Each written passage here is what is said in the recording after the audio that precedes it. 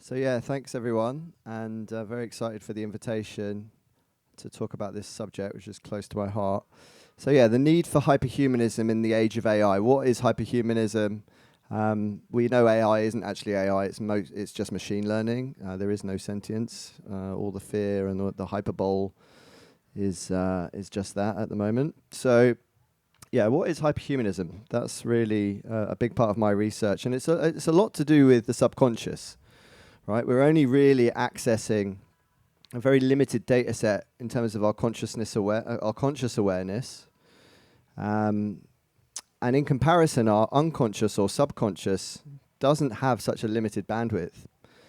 So, how do we access that subconscious? And I think that's a major part of the hyperhumanist approach, that you may not be human yet, that there's still a lot to be discovered about being human. And if you think about the post-humans, they think the human condition, the human project's already done and dusted.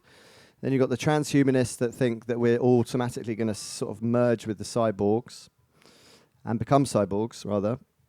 And then you've got meta-humanists who think that we should really be talking to the other species, but they think we should cease human reproduction. And I think that's kind of the wrong way to go as well. I think that will happen automatically because of microplastics and the state of the environment.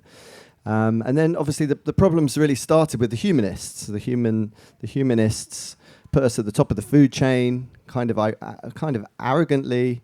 But if you look at what's really going on, you can see that we as humans have destroyed almost everything else, and the mushrooms, in comparison, have survived 5 mass extinctions, whilst we're causing the 6th. So who's more intelligent? And you could argue that the mycelium network is probably of a larger scale than the human network. So what can we learn from them is one of the big parts of this. So I'm going to play a few little clips, audio clips, just to highlight some points. So this will be the first one. Who knows where songs come from? You just have to sit there and relinquish all control. I think people think when you write and you create, you're the person in control and you're making all this happen as if you're, some kind of magician or something, but it's not really that. You sit there and you become an antenna and you just let things happen through you. And the more you let it happen, the more you relinquish control, I think the more beautiful it is. So yeah, touching there on the idea that we are channels, right? If you think about the creative process, a lot of the time we are receiving these transmissions from God knows where. Maybe your subconscious, right? So I'm always framing a lot of these examples around the AI or the machine learning capabilities, and all of that is mimicry. So the machine learning is literally mimicking all of human culture. We're feeding it all of human culture. And it's not, it's still us. We've invented it, and it might make us irrelevant if we're not careful. Even so. So we're not just minds; we're pieces of meat, and I think that's a really important thing that the machines are not having. Right? They're not embodied. And I know I talked to David Hansen a lot, and he is CEO of Hansen Robotics, and he believes that we need to give these AIs bodies, these machines bodies. Otherwise, they won't have a childhood and they won't learn compassion. And I just think that is so far the wrong direction of where we need to go. It's not even funny. So we have many types of entities and associated Umwelt. So who's heard of the term Umwelt? So thank you. Yeah, so quite a few of the Umwelt is your sensorial system. So there's many different species on the same planet, all having a very different way of sensing that planet. So they're all experiencing the same world very differently. So your context really defines what you're going to experience in terms of how you're experiencing it. So if we think about the 5 kingdoms, the animal kingdom, the plant kingdom, we've already mentioned the fungi kingdom, the protist and the Monero kingdoms as well. I mean, we all get quite precious about being human, but actually we're not really human. We're mostly bacteria. I think it's about 53% bacteria and 47% human. And you tell people that, and they just you don't understand. You're a nested ecology. You are literally a multitude or a plurality of these things. And I think that's the bacteria story is an amazing one. We couldn't have been human without the bacteria. But then you've got the fairies, and you've got the elves, and you've got the DMT entities, and you've also got the egregores, or tulpas. Who's heard of a tulpa? So a tulpa is a Tibetan term for a thought form. So you may have had imaginary friends when you were young. So you were generating a tulpa, and there is a whole process of generating tulpas. And if you generate a sort of multiple tulpa, you create an egregore. And you could argue an egregore is a religion. So when a lot of people start believing in something and they give it form, they give it their energy, and then they start to give it its kind of sentience, right? If you think of Christ consciousness, if I say Christ consciousness, you have a lot of connotations, a lot of associations with that egregore. So these are thought forms. Are these, I'm basically pointing out different types of sentience here.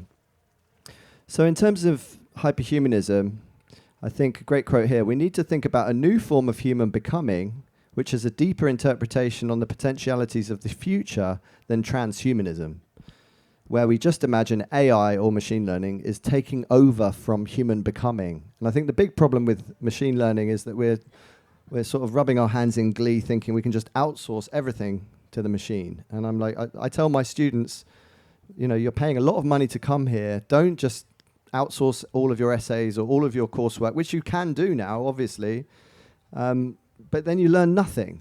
You've literally wasted your time, and you've become subservient to the machine. So I think we need to reframe these new disruptive waves of technology as assistants, personal assistants, which unlock our creativity but do not replace it. And I think that's the key.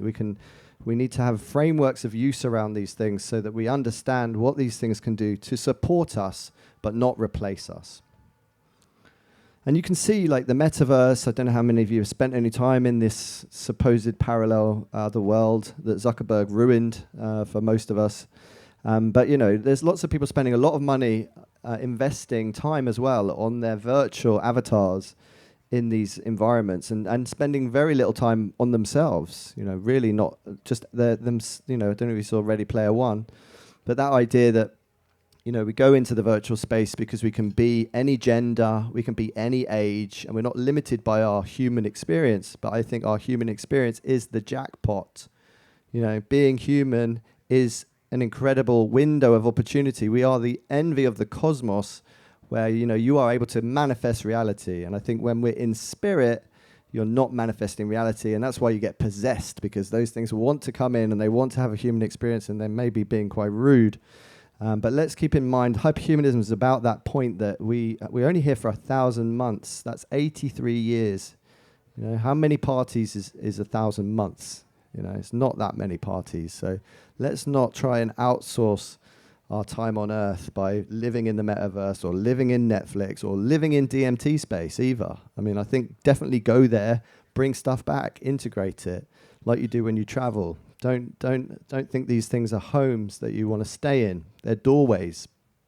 So another little clip. Hey everybody, I have a wonderful life hack I think you're gonna love, okay? Stop fucking life hacking, okay? You're not a goddamn algorithm, you're not a goddamn robot. We need to hold on to our humanity. Stop appropriating robot culture, okay? Robots have told me they're offended. Stop it.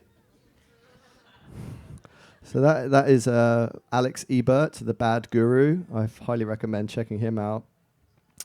Let's move on a bit more to this idea of hyperhumanism. So humans are not evolutionarily equipped to deal with the level of complexity that the rapid rise in disruptive technology is creating.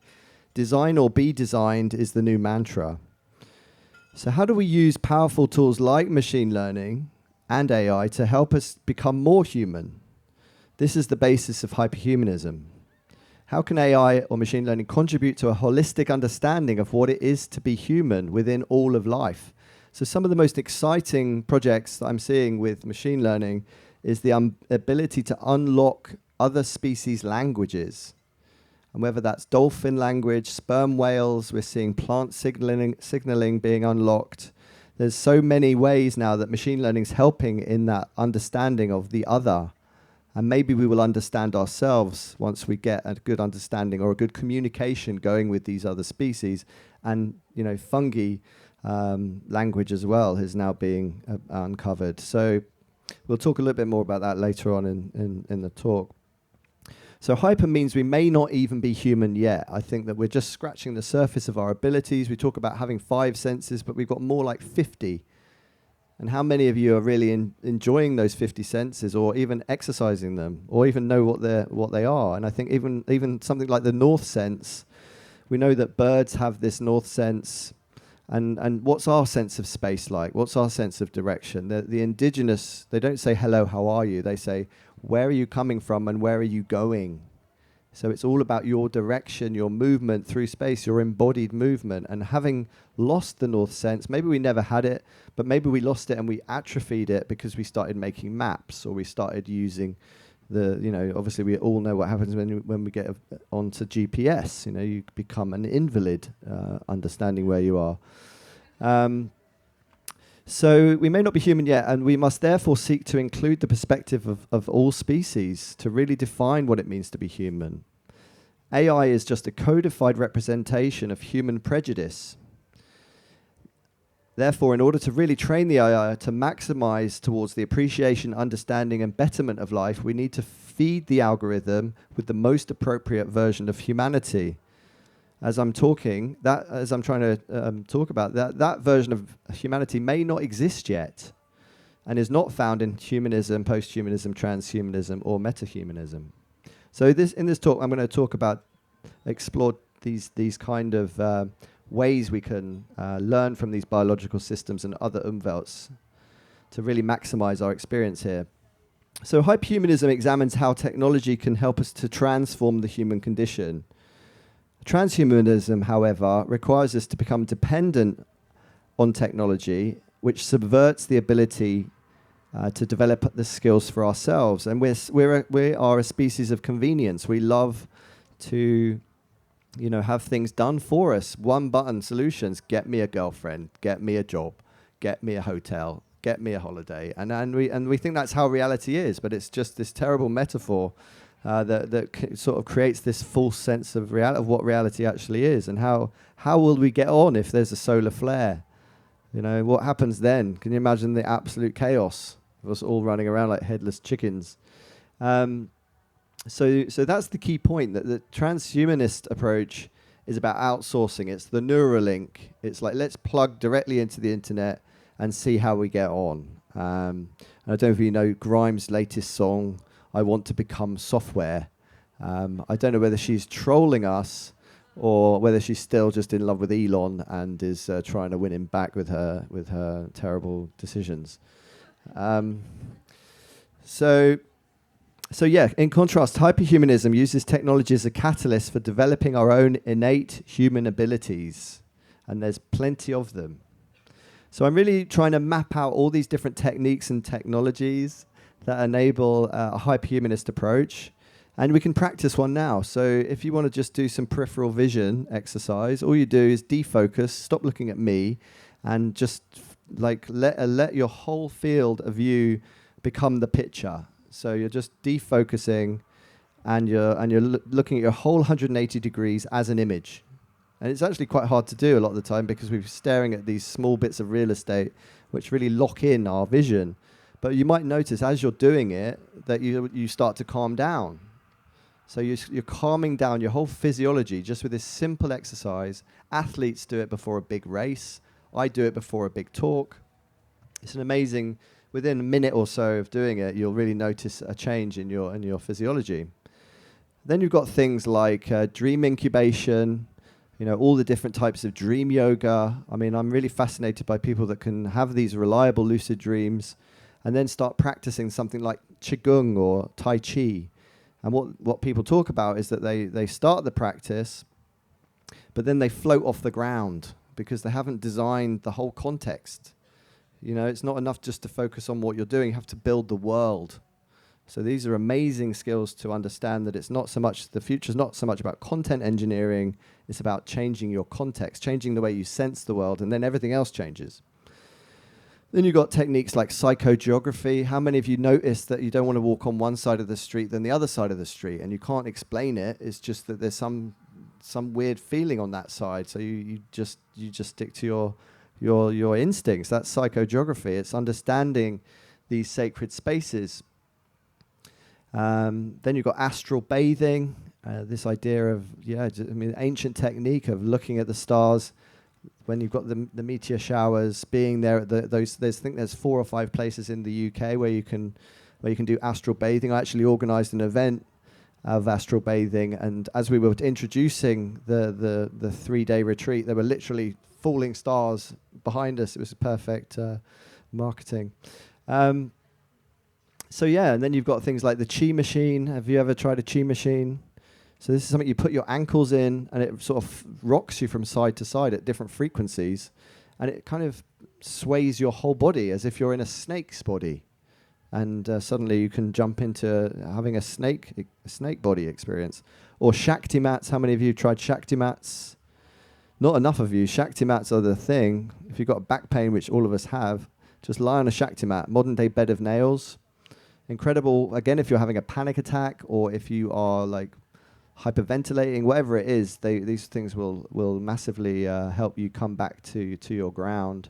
And Phoebe Tickle is doing an amazing session on Saturday morning, 9 a.m. about it's called the Interspecies Council.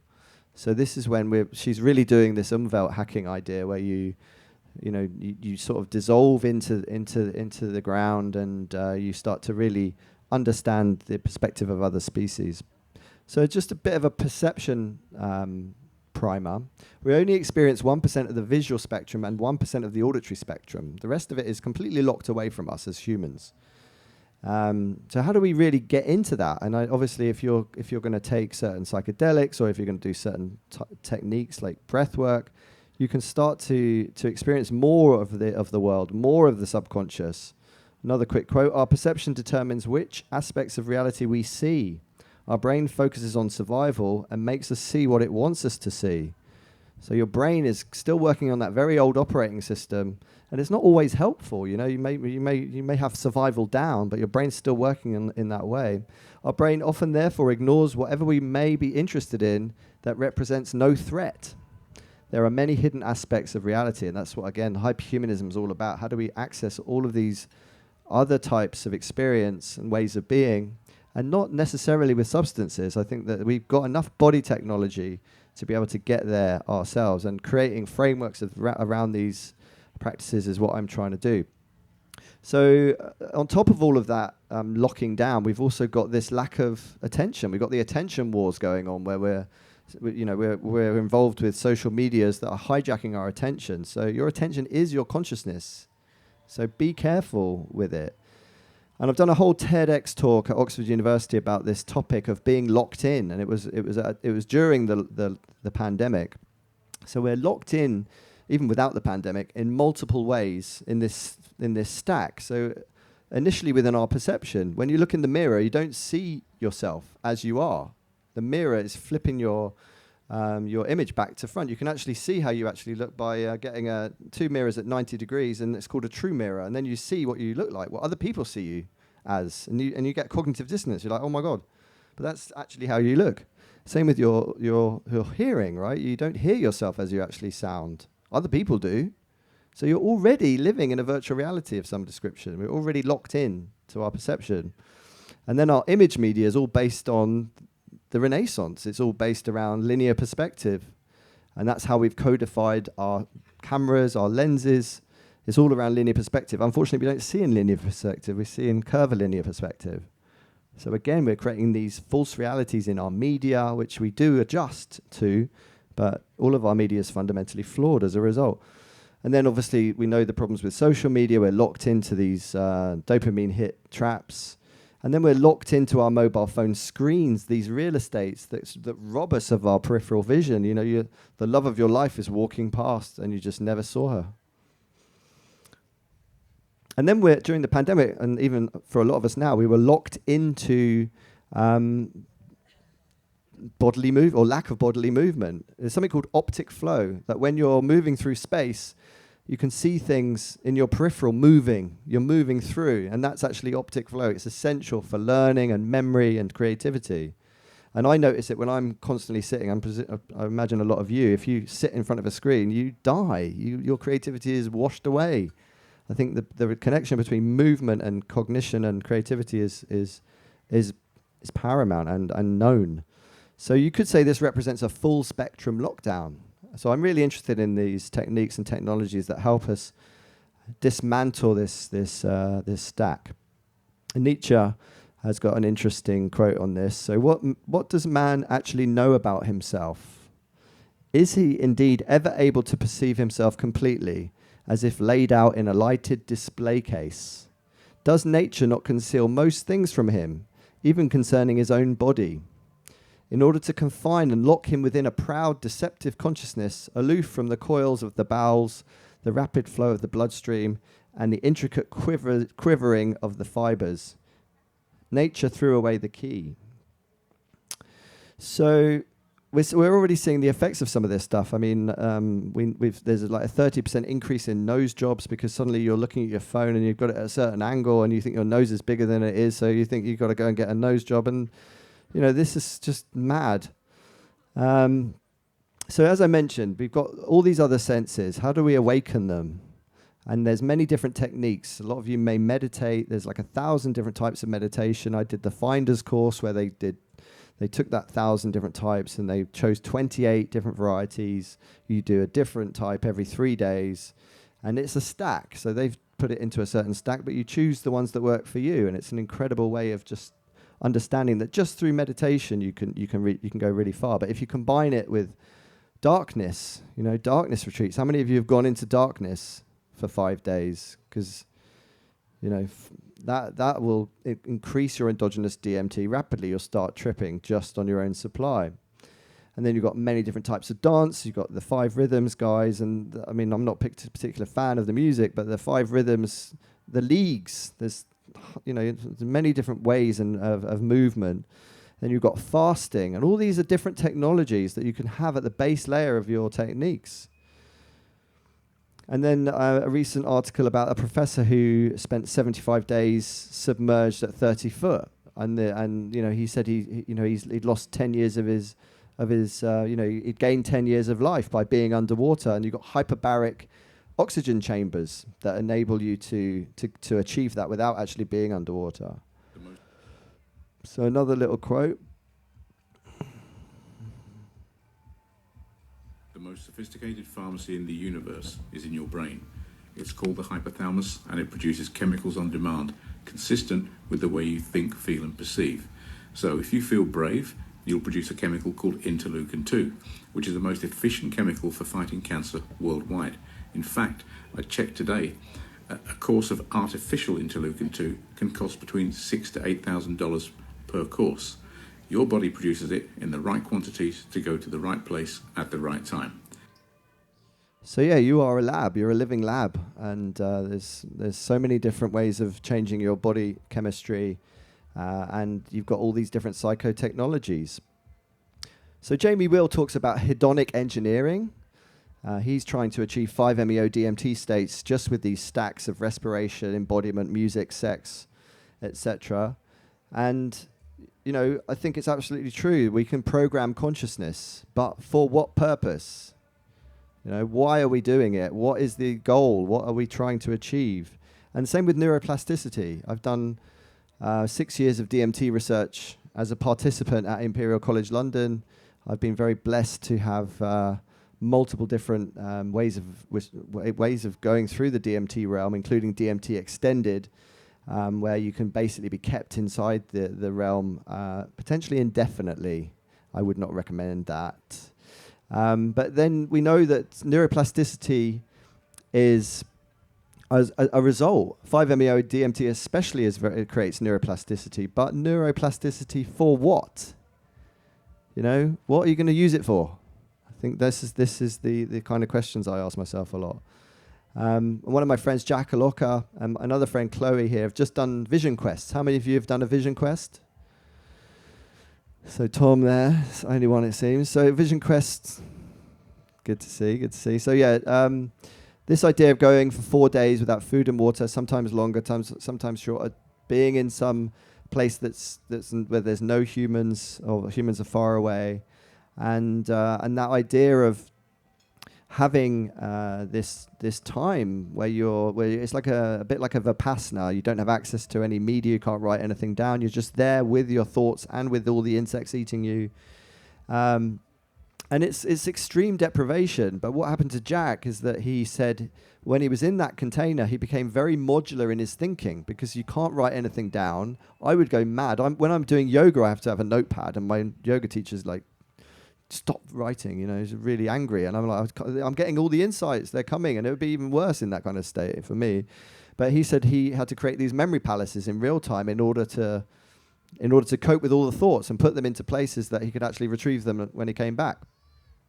He was also dreaming about the things that he couldn't do in real life. Came back with mountains of things to integrate. And his insights, humans are over-domesticated. Self-imposed captivity can be very useful for us because we're overstimulated. And, just that whole point of making sense of the environment without constantly Googling everything. I think that's the key. One of my friends doesn't go to the internet at all unless he's actually tried every other way. Doesn't go to the bigger brain before he tries to get there himself. So I'm just going to talk a little bit for about 20 minutes about these different techniques that I've spent a lot of time working on. The first one is journaling. Then we're going to talk a little bit about Umwelt hacking. And then we're going to talk a bit about the DMT experience that I had. And what I'm focused on is how these techniques reveal the subconscious and these hidden aspects of reality. And what I've also found is that I've had, as a result, skills and traits being developed, such as perceptual flexibility, conscious state shifting, cognitive diversity, and regenerative imagination. So I had an amazing experience when I was about 10 years ago. I had a life review. How many of you have had a life review? So life reviews, how many of you know what one is? So not many. So life reviews, they're quite common actually as a phenomenology. Basically, your normal life stops and you go backwards. So you have episodic memories, chunks of episodic memories, and this happened to me. And I was in a perfectly normal state, and very like my consciousness is now. And then I was like, oh my God, I'm going backwards. What's going on? So I was already in a double consciousness. My other consciousness was experiencing, I was experiencing my other consciousness going backwards. And because I'd had an out-of-body experience in life, I thought, okay, well, now I'm in here. I might as well try and leave my body in the space. So I went out of my second body, into a table and became wood consciousness. And then I was like, oh, great. So now I can literally try everything. So I went from point of view experience to field of view experience and living in other people. So I could go into anyone I'd ever met, even if I'd just met them for a few minutes, and become them and all of their family and all of their friends. It was like a full-on matrix, but the matrix of your own making. So it made me really realize that everything counts. Every location you go to, you can literally languish in and experience it where there is no time. You get your life back as a product, but you have to live it. So you have to go to the Amazon if you want access to that incredible diversity. Or if you just spend all your time in your flat, that's all you're going to have access to in the death state. So big call to arms there. So life review really gave me this idea that life is a product. So live and die well. Don't try and not die, because that's when all the good stuff comes. I'm not saying die early, but just say don't fear it. There's nothing to fear. So every moment matters. Using the point of view to drive the field of view. So who would I want to explore as them? That's why it's very important who you spend your time with. So my journaling practice, how many of you keep a journal? So good. That's probably the best answer so far. So yeah, quite a few, about half of you. The way I structure my journal, and I've been keeping it for about 30 years. What I do is I have what I did, and I write that in a digital document. So what I've done, it's about 2 million words long. That's the content, just what I've done. That's the doing. And then what I felt is all the pictures, the video and the audio. That's the context. That's the emotion. That's the being. And then what ideas I've had all go in my analog notebook. So I write by hand. Very important. Don't lose your handwriting. Super important. imprinting with the whole body. You know, it's all about how you memorize and how you imprint. So writing your reality down as you're ideating. So that's all my concepts. So it's content, context, and concepts. And just by writing in those three ways, in those different multimodalities, I've created an opportunity, a big opportunity. And the reason I'm doing this is partly inspired by the psychedelic experiences I've had, but creating the overview effect. And it's kind of a superpower to be able to jump out of point of view and go into field of view, which is what having a diary means. So if I've been in a relationship for a year, I can read that entire relationship in an afternoon. 50 pages, 60 pages if it was good. And that gives me this ability to see patterns. I can see patterns. I become my own therapist, and I really I benefit from losing perspective, because I lose perspective like we all do at least twice a day. The melancholy of life. Oh, what am I doing? Why have I done anything? And then you look and you see you're on the path. You're still on the path. So there's this term, eudaimonia, which is the condition of human flourishing or living well. And I think living well doesn't mean being happy all the time. I think we've got a major problem with the wellness industry, which is now ginormous, something like 4.4 trillion we're spending on wellness. And you can see why, because everyone's in crisis, right? Everyone's having a mental health breakdown. And of course you are. I mean, if you're functioning well to this fucked up world, you're part of the problem. So my journaling practice is designed to allow me to take a much more active role in the construction of my story. Most of us don't take this active role, and it takes work. It doesn't take a lot of work. I only do it for 5 minutes a day, but because I've done it for so long, it's really something I get a lot out of. So the bird's eye view is one thing, but I can also take cross-sections through my life and see this day last year and the year before and the year before and the year before, and get 30 different me's communicating again. And life doesn't go forwards. It's not linear. It's a spiral. So that practice is revealing that truth, that I was my most poetic when I was 16.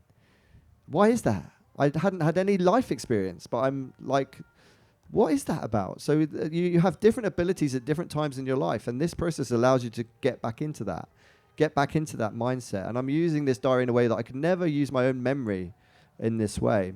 So it's about balancing the Tantra and the Sutra. I've just come back from Borderland Festival in Sweden, and a lot of my friends, Sweden, don't get me started on Sweden. Is there any Swedish people here? No, thank God. Okay, Swedish people, you're living in a simulation. I've just driven through Sweden, and it was stock footage everywhere. And of course, it's because their drug laws are so restrictive. The only drug you're allowed is alcohol. And they haven't even bothered to look back in history to realize that they had the biggest problem with alcoholism, probably of any country, but that's still what they give you. And if you try and smoke weed, jail time. Jail time. 5 years in jail. What the fuck, guys? Seriously, have a look at the stats. But now they've even tried to make it even worse by even having the intention to buy drugs puts you in jail. So even taking out money out of your cash machine on the Friday night, it's intent, you're in jail. Fuck you crazy fucking Swedish. Okay, so you can find wisdom in your own life by mining your own experience and taking a higher order perspective. As Kierkegaard says, life must be lived forwards but can only be understood backwards. So this is why this is so useful. And wisdom is gained by making sense of your life as a whole. It's this holistic, it's this understanding you're in an ecosystem, even of your own making. And it's all about the dynamic range, right? We don't just want happiness, because then we're really shallow. We need to have the lowest lows and the highest depths. And that's your human character. That's where you've got your strength and your adaptability. So I've talked about these techniques. So the point of view to field of view, it's like a superpower. Try it yourselves, just for 10 days, just to see what changes in your behavior, etc. And these notebooks, people say, oh, do you ever look back at them? Yeah, I do. And I color code them. And I actually get all the best ideas. And I use them for talks like this, etc. It's all useful material. And you're even seeing social media doing this cross-section thing where they, I don't know if any of you use Facebook, but it's called Memories. It used to be called On This Day, where you can actually see this day last year and the year before and the year before on your social media. So I'm not the only person to do this. There was a guy called Samuel Pepys in the 1600s who kept a really detailed diary from 1660 to 1669. And that account, that eyewitness accounts, gave us so much information about the Great Plague and the Great Fire of London. So some of the affordances, I'm creating this feedback loop. So I have to live my life in order to write my diary. I have to have new material every day. It forces me to live. And that feedback loop is really useful in the same way that, you know, we now see these applications where you can listen to your own brainwaves as music. And you may sound like heavy metal. And then you just have to actually calm down, and then the music calms down, and then you create this amazing feedback loop. So that's what I think a lot of these techniques and technologies enable. And we don't really want to get what we think we want, as Zizek says. Often the times the things that we think we want aren't actually what we need or what we actually end up with. So you're revealing your actual will. And you only, like I say, you only really know what's useful in retrospect. So it's like taking photos, and most photos are never looked at again, right? 80% of them. So it's the same with my life. I'm thinking, is this worth doing? Will it fit in with the body of work? So I have to keep the quality really high. And I'm also able to be a detective in my own life. I can monitor the effects of astrological transits, for instance. Joe and I have been going to the Great Pyramid for the last few years.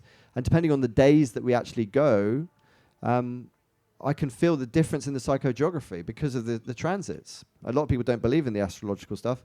I didn't before either until I see the evidence firsthand in these patterns. I'm also able to do better time management, realizing how many parties I've got left. I write a lot more when I'm in relationship, a lot more because you've got a mirror in front of you. So you're building in resistance and witnessing your own adaptability. Crisis equals opportunity. Really noticing that when one door closes, another one opens. And also revealing the golden eras of your life and understanding the necessary conditions for that transcendence. And one of my biggest insights is knowing that you only really keep what you share. So some conclusions on this journaling practice. I mean, obviously, you could all say this is absurd and you're insane. And have you not seen that Black Mirror episode where that couple are bitching to each other and going, oh, you know, well, you said that. And he goes, no, you didn't. And then he says, yeah, well, let's have a look then. So they bring it up on a screen because everything's recorded with contact lenses. And frankly, if you can't forget, then human society would collapse. You know, if you can't forget all those grudges you've got against people, it's the forgetting that's really important. But it always, I mean, in my defense, I'm not really writing about that kind of stuff. So it's really important what you write and what you focus on. Another set of you might say, well, that's the perfect AI data set because I've got thinking, doing, and feeling. And not many people are focused on that and that way of structuring.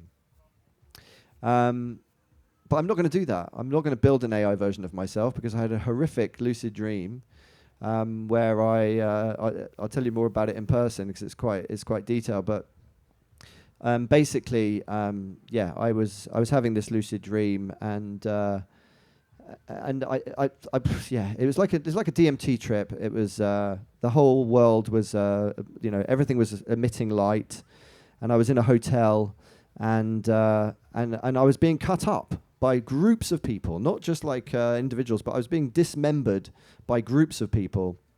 And it was pretty horrific, to be honest, but no pain. I was just like experiencing this continuous, dismembering, and then, I'd be nothing, and then they would start again. It was like 7 hours long. So I was like, fuck this, I'm going to jump out the window. So I jumped out of the window of this hotel.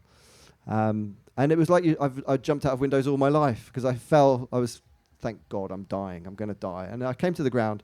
And it was like something out of the Matrix where I just like, and I just stood up, and I was like, fuck. And there was a woman in front of me, but not far away from where you are now, and she was just wagging her finger at me going, there's no death here, son. And I was like, fuck. And then they started cutting me up again, and I was like, shit.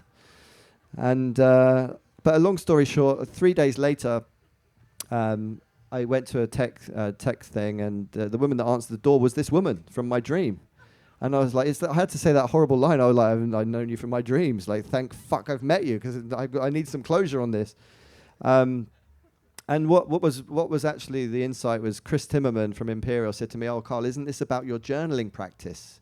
Aren't you experiencing yourself as your future consciousness, whatever you're creating now, because you're keeping this absurdly detailed diary?" And I think he's right. So that's why I'm not creating an AI version of myself, because I may not then be able to die. And learning how to die is what it's all about, right? Die well. So, yeah, and I was also sort of told very early on in my practice that outsourcing my memory would just mean that I'm outsourcing my memory to the diary, and it's all going to live in boxes under my bed. But what I ended up with is actually a full-on memory palace, so I fully recommend it.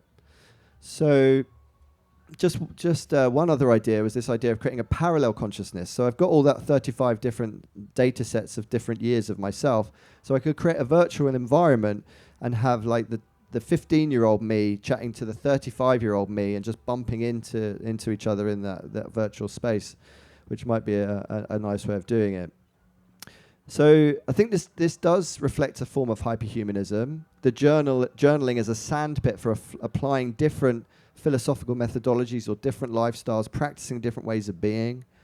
And I think that this is an amazing way of getting this macroscopic vision, so you can see yourself and your life in the same image. So we're moving from an information communication to an experience communication world, and you can see that with films, right? We don't want to watch films anymore. We want to be inside films. It's not enough to just be experiencing these traditional forms of content in the same way. And then you've got like the Lucia light machines, the flicker machines. Who's tried that? So flicker is an amazing technology that enables you to do brain entrainment just through light. And this technology is kind of discovered and sort of first put into a product by William Burroughs and Brian Geeson. Just this idea of seeing this flickering light can really put you into very different states. So just to move on to another big part of my life is sound, right? And we know that sound is incredibly powerful. It's one of the most immediate forms of art, because it can change my mood so rapidly. And we also know that if you're a patient undergoing surgery, you require less anesthetic if you're listening to music, especially music that you love. We also know Alzheimer's patients can recall memories again if they're fed music from their past. And the same with babies. Premature babies can be, they mature more rapidly if they're played music. So what I'm trying to create with the Museum of Consciousness, and I'm doing a workshop on Sunday at 4:00, is this idea that we will eventually go to hospitals, sound hospitals, to have prescriptions of sound instead of prescriptions of pharmaceuticals. So come along to that. I'll tell you where it is in a minute. But the idea of the Museum of Consciousness is, can we get the most powerful pieces of functional sound? So music, not just music, but any kind of sound that changes consciousness in a reliable way across gender, culture, age. Those are the sorts of things that we're looking for, and it's based at Oxford University. We do regular shows. We've just done a show in New York. We're going to do another show in Berlin in a couple of weeks. But we know that all sound changes consciousness, but we're really looking for the very best examples. We have people like Aphex Twin, John Hopkins. We just signed Orbital. Come along. So we also know sound can be used to grow plants, and sound. I always think that we shouldn't just be making these experiences for humans, right? We should be making music for other species, but other species also making music for us. But it's terrible for us, but not so terrible for them. That's the whole point. So music is medicine. This is another little clip. Bees are very cool this way. So a hive of bees will thrum its wings in the key of C.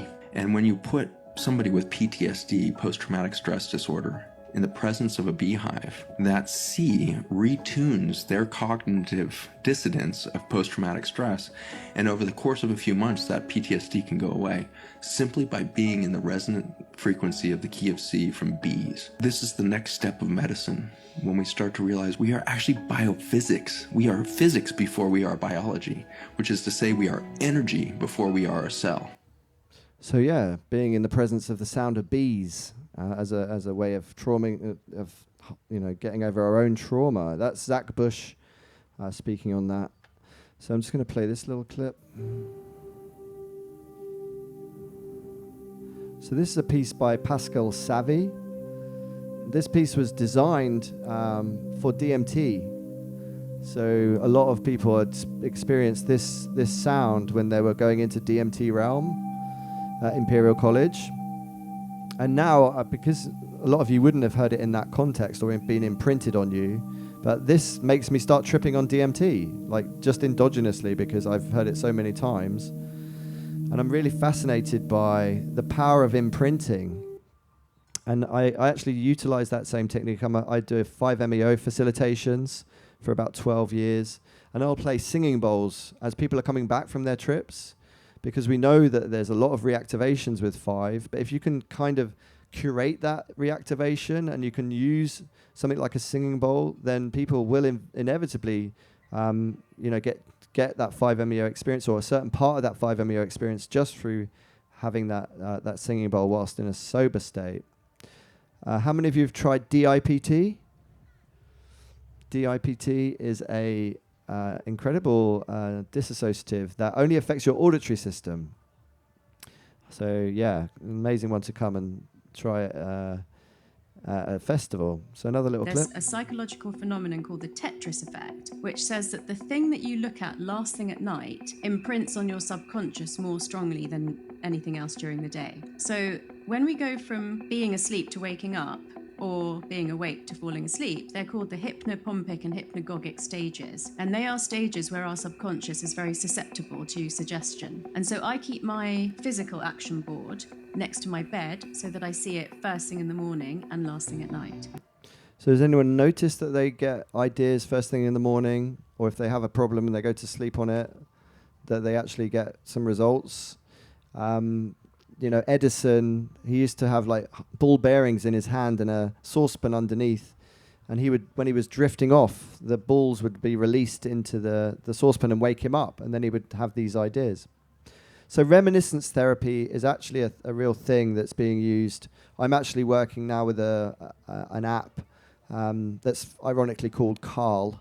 And it's for dementia patients and Alzheimer's patients. And we're using the Museum of Consciousness now to create music for these patients that's based on their previous sort of loves as loves of, in terms of their favorite music. And that enables this unlocking of these locked-in selves, where you can access, again, your own archaeology or your architecture. So I mentioned the Museum of Consciousness. It's actually 3:00 at Gwen's Grove on Sunday, if you want to come to that. So the next little section is about machine learning. So how many of you have heard of hot and cold media? So this is Marshall McLuhan. He came up with this idea that there's certain media that's really hot, certain technologies that are quite hot, and there's certain ones that are cold. So radio and TV, radio and books, for instance, would be cold media. And this idea that you're filling in most of the visuals with your own imagination. So you might, be listening to a radio show or whatever. You're filling in 70% of that. You're co-creating. Whereas the hot media, you're not really co-creating. It's all done for you. And that's why I don't really enjoy like CGI films, because there's not much room left for you. And I think that's true of AI, right? It's true of machine learning, that we're outsourcing ourselves to this thing. And it's like one of my musician friends, he's like, it's like having a carpenter, going up to a carpenter and just sort of saying, well, I can do it all for you. It's like, the point of music is that you're investing your soul into that, and you can't replace that, and you shouldn't replace that. It's interesting that Grimes, again, she has already outsourced her voice and said that you can use my voice if you give me 50%, But Grimes is already, she's kind of already made it in terms of her lack of need for cash. So, we've got to be really careful about this ability to turn ourselves into media. We're looking at synthetic realities already upon us, where we can create any visual image and any, within 3 seconds of your voice being scanned, I can have you saying anything, It's already done. So how do we safeguard that? I mean, what's coming in terms of regulation? It seems too late in lots of ways. So be careful if somebody gives you a missed call and you go, hello, who are you? And that's it. They've got your voice. They can have you saying whatever they want. So these things are already happening. Synthetic realities here, which may mean, ironically, that we just abandon screens altogether because we can't trust anything on them. And we return to nature. Might just happen by mistake. They may not be thinking that, but that just could be our reaction. I mean, how many people left Facebook in their droves when we realized what they were actually up to? So as Jaron Lanier says, the danger isn't that AI destroys us, it's that it drives us insane. So Alexander Bard, one of my friends over in Sweden, he's actually saying the right thing, that in the midst of the current AI scare campaigns, let's bring much needed clarity on what AI can and cannot do. It's just about 100% mimicry. Pathos becoming the real value as logos becomes universal, cheap and abundant. There's no sexual adventures or psychedelic journeys in the AI. There's nothing shamanoid about AI at all, which is why we should be more shamanoid. And we can now identify parts of the brain that are dreaming. We're able to record the visual cortex as we are dreaming, and imagine that becoming a media that we can have. I don't know if you saw that film. Is it Strange Days, where people start recording their dreams and they get addicted to them because that's all they ever do. They just dream, wake up, record, watch the dream, go back to sleep, dream. And this is the really important thing about what we end up doing with our media. One of my friends who's an artist, this quote from her: AI is the new radio, it's the new TV and the new computer. Camera, Photoshop, all were shunned for destroying its predecessor. I have not lost my soul because I use AI. I'm being more educated, more capable, efficient and able. My skills are getting stronger and more stable. The true artist and poet will never die because the human desire for creative expression needs it. We need the artists. So that's what I said at the start of the talk. We need to see these tools as assistants, not as replacements for our own creativity. So what cannot be outsourced? I mean, that would be a great question. We'll open up for questions in a minute, but what cannot be outsourced? Falling in love, I know a lot of Japanese men are like having virtual girlfriends, but, Japanese culture is very strange. But, the ability to have compassion, wisdom, it's not just about intelligence. The focus with this, all of this machine learning is just intelligence. We're not just about intelligence. There's a lot more to the human experience, which I hope I've revealed or at least covered. The reality is that AI tools like ChatGPT change the relative value of these human skills. And therefore, what we should be doing, what we should be focused on, our human subjectivity suddenly becomes way more important. I know a lot of my friends are computer programmers. Suddenly, like Google and Microsoft have frozen those jobs. They're not the jobs that we thought were going to be safe. Lawyers, loads of people that are in this supposed safe space are no longer safe. So let's really ramp up and become more awesome, become more human, and focus in on the things that will not be automatable. So just to go on to the DMT stuff, how many of you have done DMT? Good amount. So DMT is an incredible substance, primarily because it's in everything. It's in your brain. It's in every plant. It's something so strange and so parallel or orthogonal to this reality. And it's been a privilege to try the DMT extended state. And I've just done a panel with Rick Strassman, Andrew Gallimore, and Graham Hancock, which you can check out online.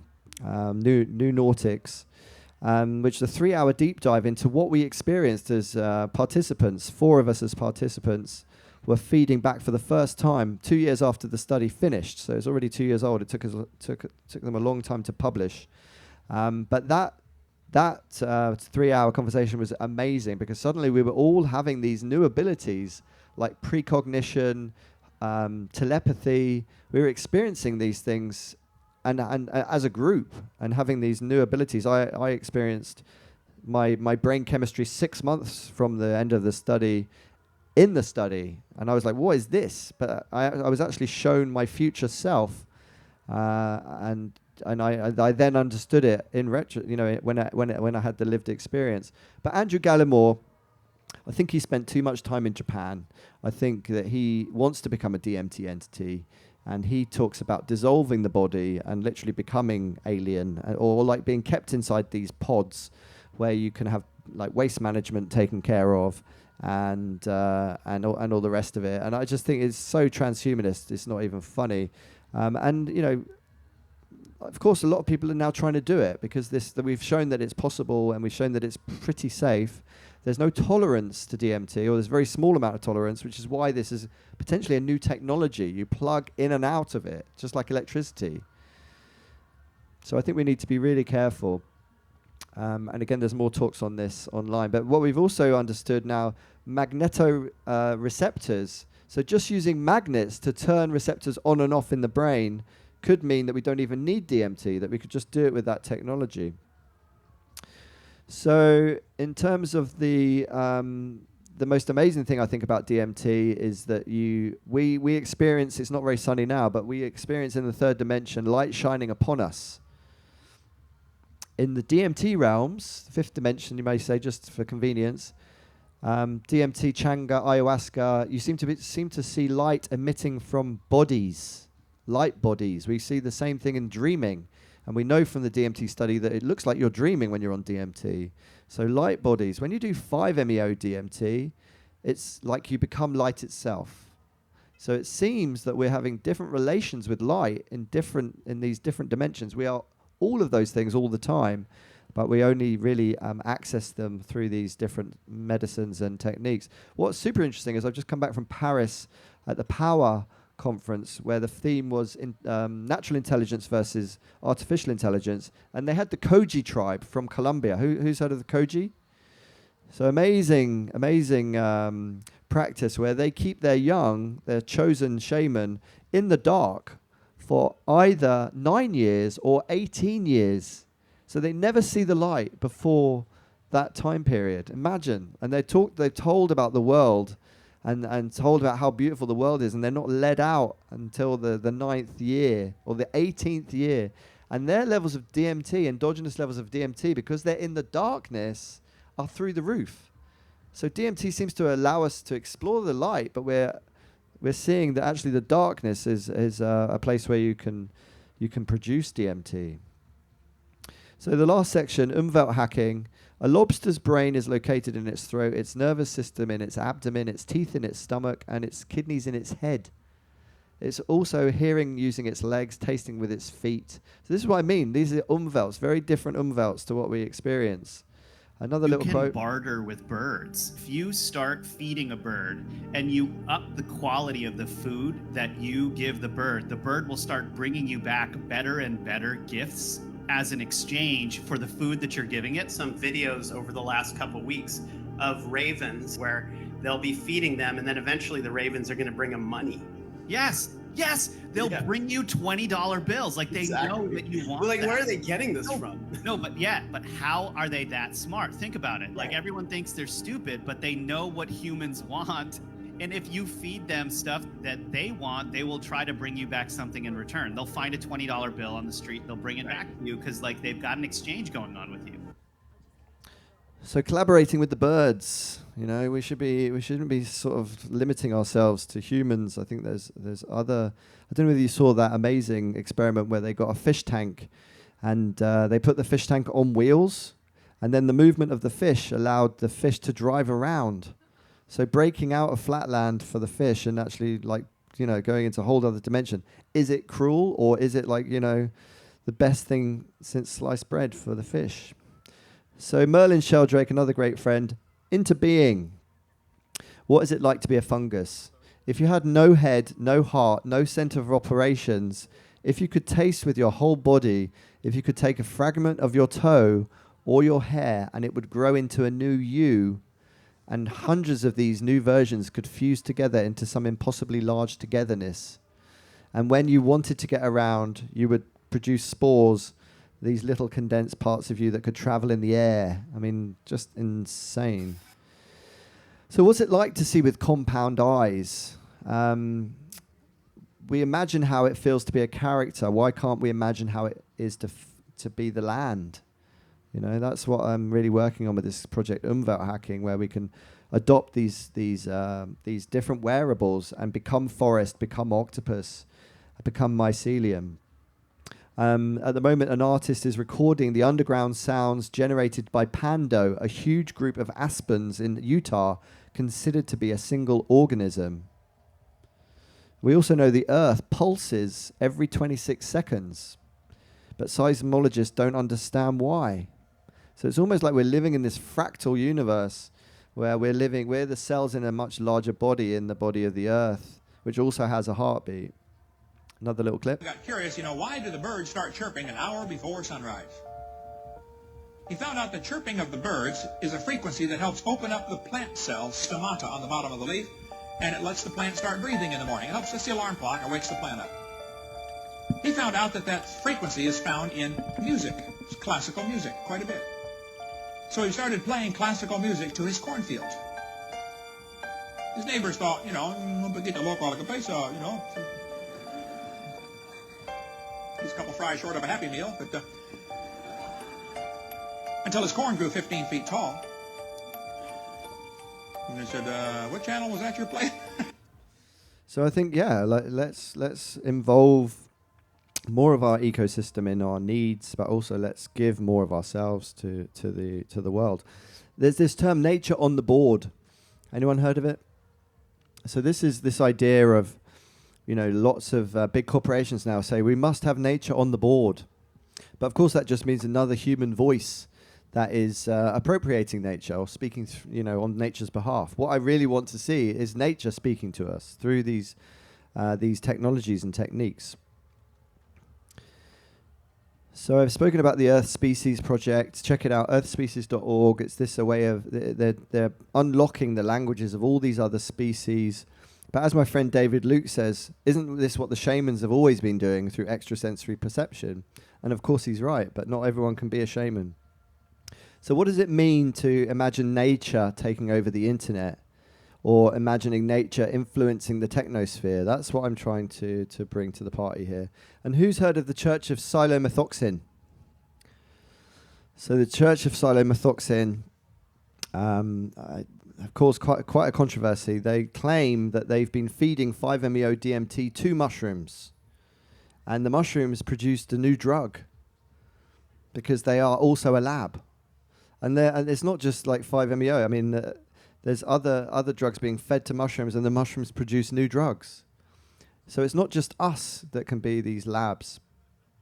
And did you know ketamine is also found in nature? Ketamine is natural. It's being produced by mushrooms. Mushrooms have been producing ketamine for millions of years, and we only found out recently. So we're the second species to find out about ketamine. So maybe there's something in it. Maybe there's something special about ketamine that we should explore. So to conclude, before we open up for a few questions, so think of some questions. So what I'm really focused on is this idea of living with otherness, holding hybridity and multiplicity, plurality, and building consciousness literacy. I think if we can increase plurality, we can increase tolerance. And I talked about the importance of the overview and getting that easy access to reset your perspective. Allowing yourself to see your backstage. There's certain chemicals that I love that enable you to sit in your shit and not judge it. I think that's half the problem, that we're trying to constantly hide from our own lies. But certain things will just give you that 360 view, and you don't judge it. You turn down the brain chatter, you turn down the default mode network, and then you can really do the work. You can say, okay, I'm doing this really badly, doing this really well. Let's meta program this and get on with life with that meta perspective. So I'm also really interested in creating not just altered states, chasing your tail, trying to constantly stay high. I think it's about altered traits rather than altered states. So how do we create lasting change? That's super important for my research. And I think it's our birthright to explore our consciousness. We are now exploring or entering a new frontier by being able to develop peripheral and parallel forms of consciousness, giving us a chance to stretch out and expand the human experience. So let's avoid getting endless augmented escapism. I think that's exactly where we don't want to go. So I'll finish with one quote. I wish I could show you, when you are lonely or in darkness, the astonishing light of your own being. Thank you very much.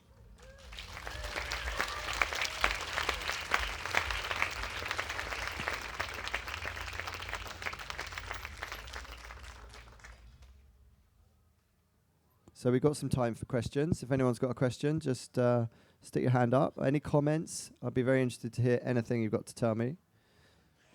You said we're 47% bacteria and 53%, I guess, meat and bones, flesh and bone. Yeah. Has anybody measured the transformative changes of something like DMT on that 47%? Does there, because that's a population of lots of different species and beings. Just, has anybody measured what the impact is on them? Because if they are, as some say, our second brain, and you could say our first brain, then any change that impacts them is going to be longer lasting than something just transitory. Thank you, Craig. Fantastic question, and obviously an opportunity for a new study. I know Chris Timmerman's here tomorrow. Please talk to him about that, because I really think that's a fascinating question. Thanks, Carl. Wow, and I thought I'd done a lot of shit in my time. That was almost like a compendium of like altered states and different ways of relating to your own consciousness. It was really fascinating for that. However, there was one thing that occurred to me, and that has occurred to me a lot as a fellow journaler. I also really like writing things down, have done ever since I was a child. And I have a dream diary, I have a daily diary, I have 10 different ones that I'm writing in. And yet, what strikes me now is that there's a Buddhist monk that says it's like we're building a temple to a snowman. If there is no self, and if we don't know what happens in the death state, if we're like accumulating all these experiences and we're acting as though this accumulation is really going to change something and get us somewhere, there's a danger that we become possessive of our own experiences and we lose that relationship to the now, because it's all grist for the mill. It's all like more experience to add to this great superstructure that we're creating that ends up being the way we live our lives, not by experiencing it, by gathering it to try and create this structure, and it divorces you from the present moment. So as a fellow journaler and lover of accumulating experience and learning from it, how do you deal with that? The way accumulation gets in the way of the present moment. Yeah, fantastic question, and obviously I battle with that. I mean, people call me like a monster consumer, or like it is a lot of content. And what's ironic is that I know it's all recorded anyway. It's cinematically recorded, but I think that's why I'm constantly trying to get some use out of it. I'm not recording for much of the time. It's 5 minutes a day to do the content. That's the sort of laborious stuff. In terms of ideation and ideas, I get a lot, because I'm an academic. I actually live off that stuff. That's actually really useful to have, and to have a chronological mapping of it and seeing which idea came up where. But yeah, I think what you're right about is the camera recording, and which I don't do too much of. It's a small amount that I would. It's very small. I don't want to write my diary about writing my diary. I don't want to obsess about it. I'm not like Sam Pepys or whatever his name was. So I think the key thing is, yeah, it's a balancing act, and you know, there is immediacy, there is being in the moment, and I think that obviously that's where we should be. But I also get so much out of this process, and that's why I've tried to really to go into a lot of the detail about what are the benefits are, because there is a big cost, like you say, you know. And I try to be as present as I am. If I'm actually recording something, I'll record it from here and still look at it. You know, I won't let it interfere. I won't be looking through the lens as I'm recording, because that's just retarded. Hi. Hello. So I would say this is less of a question and more of a kind of statement, something that I've recently implemented into my own life. And for the last 3 years especially, I've been like very much so against this whole AI revolution and transhumanism especially. After listening to a lot of, you know, Zoltan Istvan and what he says about how like spirituality and religion, it's like holding back scientific discovery and all of this, I was very much so against it. And I still am to a degree. What I've found within my own life is I'm very chaotic. I'm very creative, but I am so chaotic. So getting ideas from the ether of my mind and bringing them into the 3D is something that I've like really struggled with for a long time. And recently I wanted to write a book on like polarity, about the light and the dark, how they both must exist. Which is interesting what you said about like the shamans being in the darkness and then when they see the light, you know. It's a very interesting topic that resonates a lot with me, and I couldn't quite find a way to ferment these thoughts. And I thought, okay, I'm going to give like this AI a go. And I realized that like what it did is it helped me, everything was within me, but it helped me structure my thoughts in a way that I was like, okay, this is how I start it, and then I lead it to here, and then I go to there. So my whole perspective on this has done a complete like 180, because originally I was like, no, never, and now using it, it's actually allowing me to flourish more with my creativity and bring it into the 3D, and I'm getting so much more work done, and it's like, it's pretty impressive. So yeah, that's just like an interesting statement that I had to make that resonates. Thanks for that. Yeah, no, absolutely. I think there's so many benefits and so many costs, and it's a cost-benefit analysis all the time, and I think that it's a more of a double-edged sword than we've ever seen before. I know Josh, who's the landowner here, he's worried about his kids, like going into the game world and being lost in there, like not having human relations anymore. A bit like the hikikomori in Japan. You know, I actually studied the hikikomori. It's a hard thing to do. Like I won a Winston Churchill Fellowship, went to Japan in 2014, 2015, and spent a couple of months embedding myself in that culture, because everyone was like, okay, we've got 500,000 young men, almost entirely young men, that have logged out of society, and they've named them hikikomori. So that's it. They're like, life's too hard. We're going to just not take part. You know, we haven't got the capacity. And I think that they say it's a Japanese problem. It's not a Japanese problem. I think that's spreading. And I think that a lot of people didn't come back from the pandemic. A lot of people are still at home, don't trust reality. And I think that it's so hard to keep everyone, you know, on board. And I think none of us are happy unless everyone's happy. Or not happy, that's the wrong word, but none of us are okay unless if we can, you know, look after the people, you know. I can't. One more thing. You spoke about, what's the thing that you called with where you said you connected to a table and you placed your consciousness? That was a life review, so it's no technology needed, just a near-death experience. What was the word that you said? Something vault. Something vault. Where you were able to place your consciousness, you said to connect with nature, to connect. Yeah, we'll talk about that afterwards. I've got to get off stage. Okay. All right. Lots of love, everyone. Thank you so much.